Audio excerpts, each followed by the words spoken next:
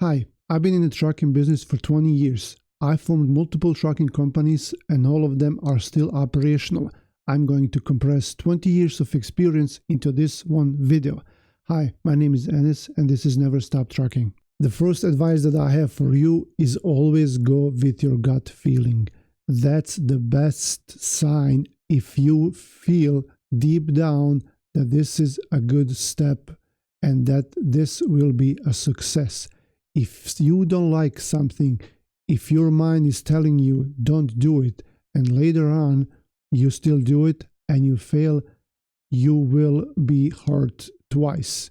This way, if something doesn't feel right, just don't do it. No matter what we're talking about, it can be about a contract, it can be about buying a truck, hiring someone, purchasing something, getting an office. Anything you do, if your gut feeling is not right, just don't do it. The second thing I want to tell you is don't tell anyone about your plans. Don't tell anyone even that you're planning to start this trucking business. If you are married and if you have a spouse or a partner, then that's different. But if they are not in this with you, they don't need to know all the little details because that's not going to interest them and you're just going to bore them with that. But anyone outside of that small circle should not even know about this. There are so many different reasons why, and I don't want to go into that, but just don't do it. Next thing is hire people who are better than you. Don't hire someone as help, especially in the beginning, because you can't afford that. If you have a large company, then of course you need employees. You need people who are going to do these smaller tasks. But if you're just starting, you don't need anyone. You can do a lot of things yourself.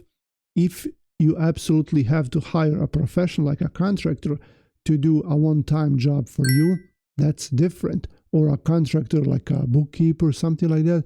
But if you're hiring someone in your company, you have to look for someone that is better than you at that job, that you will learn from them and they will take the business to the next level. If you hire someone that's less qualified than you, you will have to first train them and you will have to constantly be there and teach them and fix their mistakes, and you don't have time for this. The next thing is the first impression is the most important one when hiring drivers or anyone else. And same thing goes for you. If you're meeting someone and you're trying to get a new contract, a new business, the first impression that you give them will make a long lasting difference. Same thing when it's the other way around. When you're hiring a driver, when you talk to them on the phone, you don't have to be seeing them in person. The minute when they answer the phone, if the first impression is not right, run away from them. I've seen it few times, well, not few times, dozens of times, that if someone is calling about a driving position and they start on a wrong note, they don't introduce themselves, they don't greet you. Like it takes 5 seconds to say, "Hi, this is Enis, I'm calling about your driving position." If they start demanding stuff and asking you without any context, then you should pass on those people. Don't hire them. The next thing is don't go into debt before you even start your business. This is a big mistake.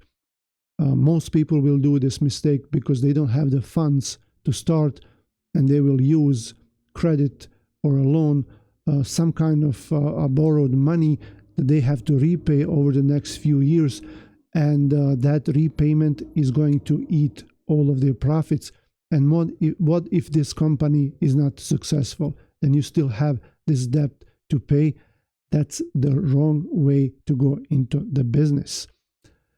The next thing is have 6 months or more worth of your personal expenses before you start. So you need to live off of something. If this is going to be your full time, then you will need money to survive. This business, most businesses will not be profitable in the first few months, especially this one, maybe even longer than 6 months. So you need to have enough funds for you and your family to survive. Another good thing, if you have these funds, is that down the road, maybe after 4 or 5 months, you see that this is not going to work, this is not going to be a success, then you can shut this down and still have a month or two of money, worth of money when you're looking for a new job or new opportunity. Next tip that I have for you is don't partner up with someone unless you trust this person more than you trust yourself. Let me repeat that. Don't partner up with someone unless you trust this person more than you trust yourself. No matter who it is, a friend, a family member, or someone else that you partner up with, if you think that down the road something is going to happen, that you're going to split, and if you are not on the same level, if there is a big age difference, a big background difference, something like that, you should look twice into this partnership. If you go into a partnership, you have to have everything written down, and it's best to pay someone, not just come up with agreement that you find online and then you just have something because your bank requires you or your state requires you. You should have something because of you, and there should be every little scenario written up and described in this contract. What will happen if, how much are we splitting, what's our split, how should we treat the assets, how should we hire, how should we fire people, what happens if one of us wants to go out of the business, what happens if someone becomes sick, what happens if someone dies. There have to be all these little things specified in this agreement before something happens. So you want to make sure that everything is covered. Also, if you partner up with someone, you have to be able to trust this person. Now, when I say you have to trust this person more than you trust yourself, you know how people are. No one is perfect. And you don't know how you're going to react in a certain situation. And you cannot guarantee anything for anyone. And then that includes yourself, right? A lot of times people will find themselves doing something that they thought they would never do. It's all about the circumstances and the opportunity. Now, this person that you partner up with, can you really vouch for them that they're not going to do anything like that? Are you 100% sure that they're not going to do anything bad, or that they're going to change, or that they're going to be lazy and not do anything? Are they going to give you trouble down the road? Are you really sure that they're not going to do it? So you have to ask yourself about that. The best thing is not to partner up with anyone, but if you have to, make sure you trust this person more than you trust yourself. That's pretty hard to find someone like that, right? The next thing about trucking business is remember this: there are no good brokers out there. We are forced to work with brokers when we book load, to book them off of the load boards. And if you think that the broker is not going to screw you over, think twice. This person might be a nice person that you book a load with, but what about their manager? What about the company policy? What if something happens on the road with your driver? Are you really sure that they're not going to charge you for everything they can? Because remember, they are in this for profit. They are not a charity, and you are not either. So just have this in mind. There are only okay brokers and bad brokers. So make sure you work with okay brokers. If you ever think that a broker is good, then you might be in for a surprise. Next thing is, business will not find you. You have to look for the business. Most likely, if you're watching this, you're not a CEO of a multi-million or multi-billion trucking company. You don't have probably 200 trucks. Maybe you're just starting, or maybe you have a couple of trucks. So no one is going to reach out to you. If someone reaches out to you, then that's probably some kind of a scam, especially if it's too good to be true. So you have to go out, you have to call around, you have to dedicate some time of your day, of your schedule, to look for business, no matter if it's new shippers, new brokers, trucks or trailers, drivers, dispatchers, contacts, anything. You have to go out and look for the business. The next thing is you must constantly be expanding your business. Your business always have to expand. If you don't expand, you will shrink. There is no third option. There are only these two options. Remember that. Now, when I say expand, I don't mean go from 2 trucks to 20 in 1 year or even more. Constantly expanding a little bit, just by 1% or 5%, 10% is good. Because let's say you have 10 trucks and you haven't been expanding for a year. In this 1 year, most likely some of these trucks will leave. You will be down to maybe 8 trucks or 7 or even worse. Let's say you have a contractor that has 2 trucks and for some reason they stop working with you. 1 truck goes into an accident. 1 truck breaks down. 1 driver becomes sick. Something else happens. Now you're down to 7 trucks. 30% of your company is gone. Okay, so if you don't keep adding a truck here and there every month or every couple of months, then you will go down real quick. Always be expanding, even if it's just a little bit, because over time it will add up. The next thing that I have for you is treat your employees like employees. Okay? Don't treat employees like family or friends. Now, you can say this is a family-oriented company. There is nothing wrong with that. You can say we are like family. Also, nothing wrong with that. But at the end, you are not family. You are in this business for a mutual interest, right? They are there to make money and to pay their bills, and you are hiring them to help your company to expand and be profitable and to buy yourself some time, because essentially what you're doing is you're buying time for yourself, because especially if you have a smaller company, you could probably do all these things yourself, but you just want some time for yourself and you don't want to do everything. You don't want to work 80 hours a week. You want to work maybe 40, 50 hours a week. And that's what you're doing. If an employee is doing something bad, you have to address the problem, right? You have to tell them, this is not good for the company. It's not good for anyone.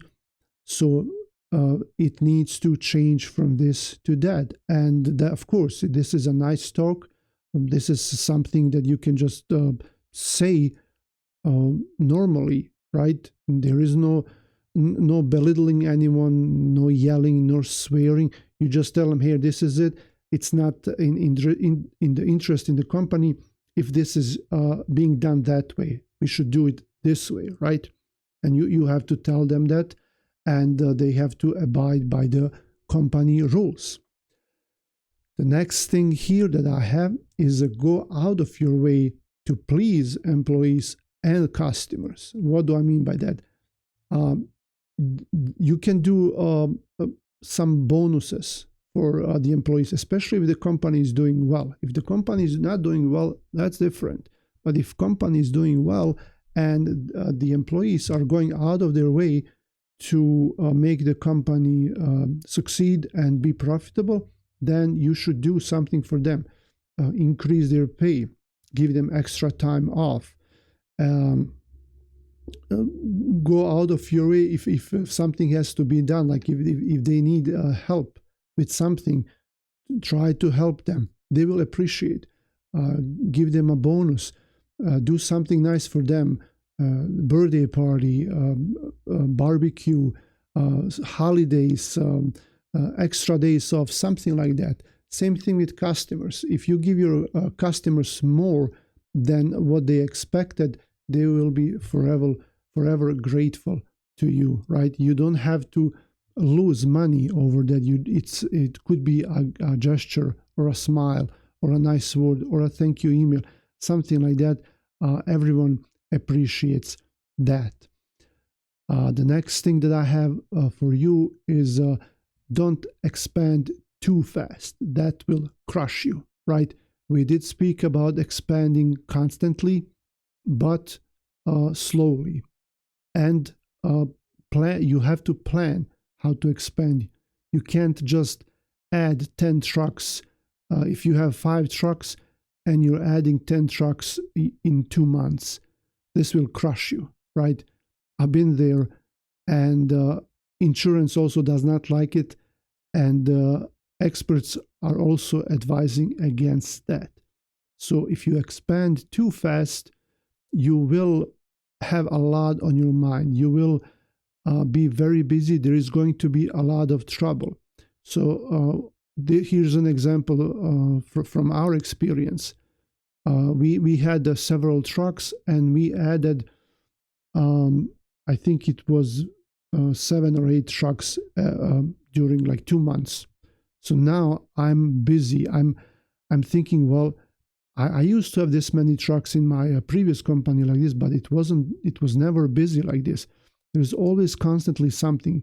We need to do this, the drug tests, insurance requirements, a trailer, ELD. Something is wrong.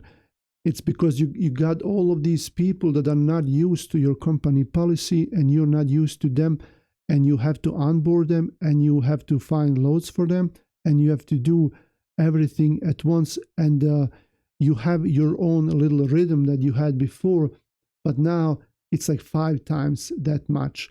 And then especially if, let's say you had 10 trucks. Out of these 10 trucks, 2 of these drivers are bad apples.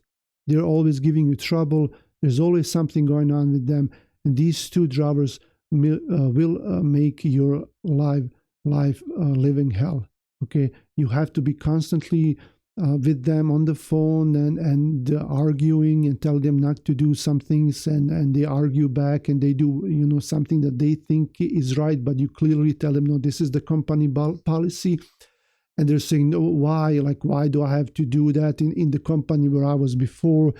They didn't require that, right? So there's a lot of things. Okay, you have to onboard someone slowly and give them the whole spiel and tell them how everything works in your company. If you do everything at once and you're by yourself, you're not going to have time to do all of that, and you're asking for trouble and for claims on the road.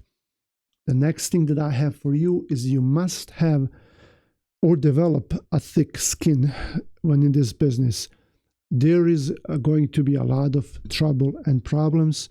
You will have to deal with different people on the phone, in person, through email, and we are talking about insurance, brokers, drivers, dispatchers, customers, shippers, receivers, police, everything out there, and you have to be prepared for that it's all gonna be on you, because you're in charge. You're the person that's responsible for everything, and everyone is going to come at you.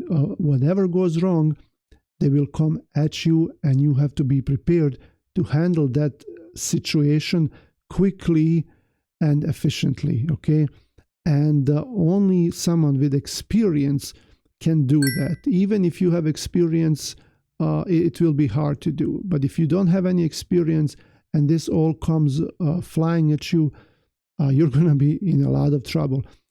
People will tell you bad words. They will attack you. They will accuse you of things. Now you may have something going on out there. There could be a claim, driver damaged something on their equipment or on someone else's equipment, on your equipment, or the broker is charging you for something that the driver did. And then you have to charge and now because we're working right now with owner operators.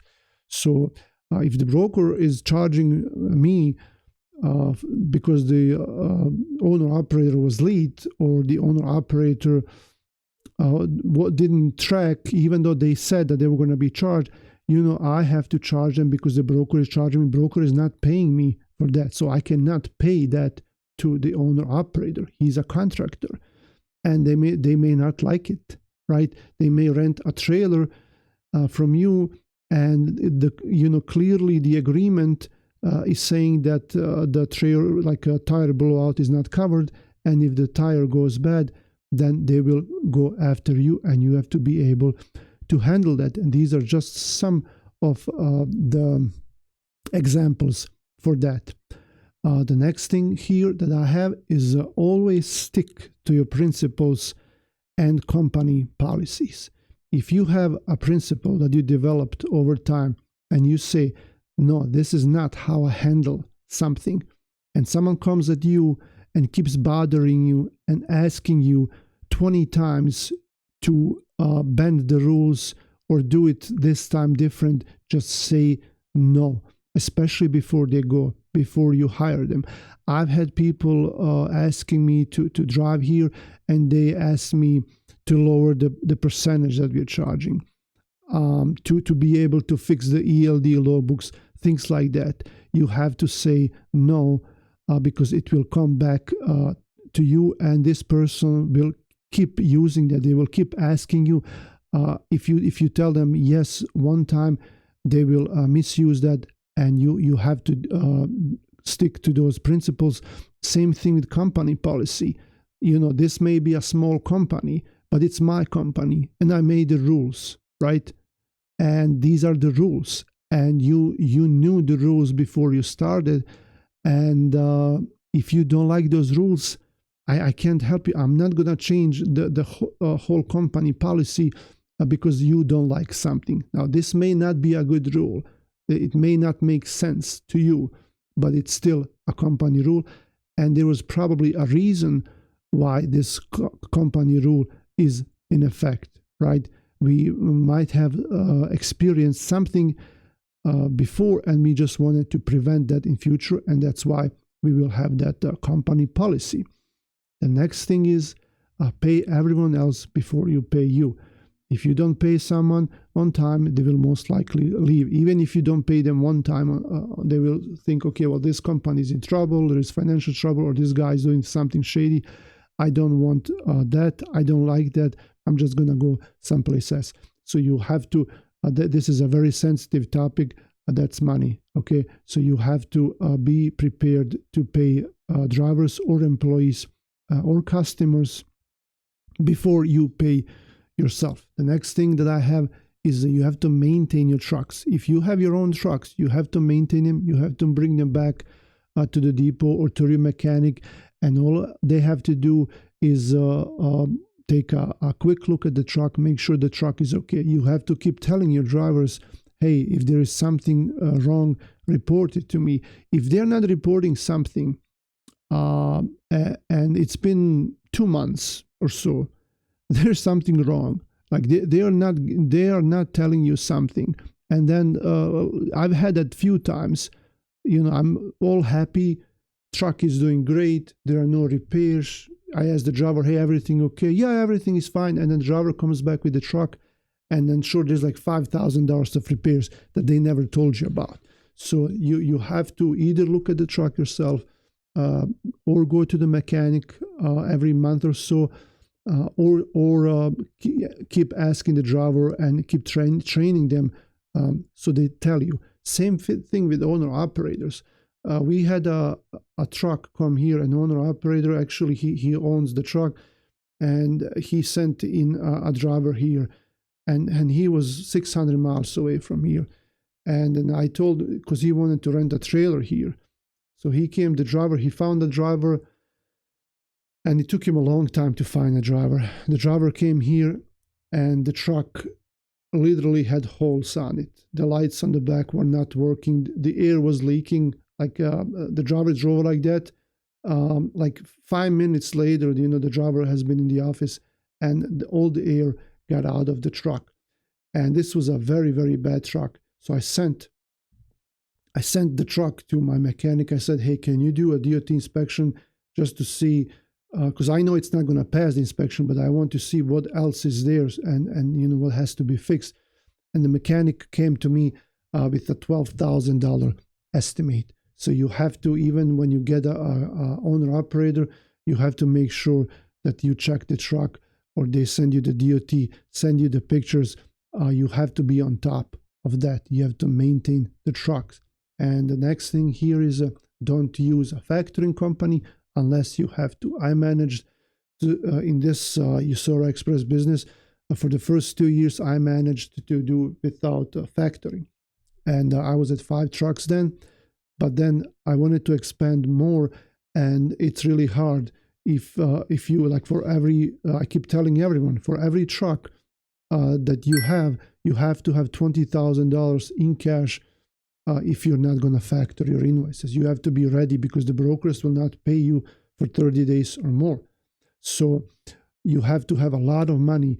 When I got to the 5 trucks and I wanted to add more, the money started, because I invested all of that money. All of that money was in my invoices. I had the invoice payables to me were over $100,000. So I just I had to wait for that money, and then I went with factoring company. So if you can do it without factoring, I recommend not going with a factoring company. But if you can find a good factoring company, for example, I work with RTS. I recommend them.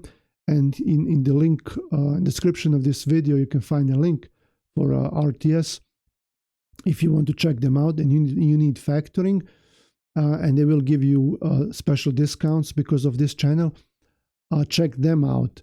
But if you don't have to, I will not use a factoring company. If you have any other points or any other advice, please leave a comment in the description of this video, and let us all know, so we can all learn something. Hopefully this video helped you, and if you're an owner-operator, you want to work with us, the link is also in the description of this video. Thanks for watching.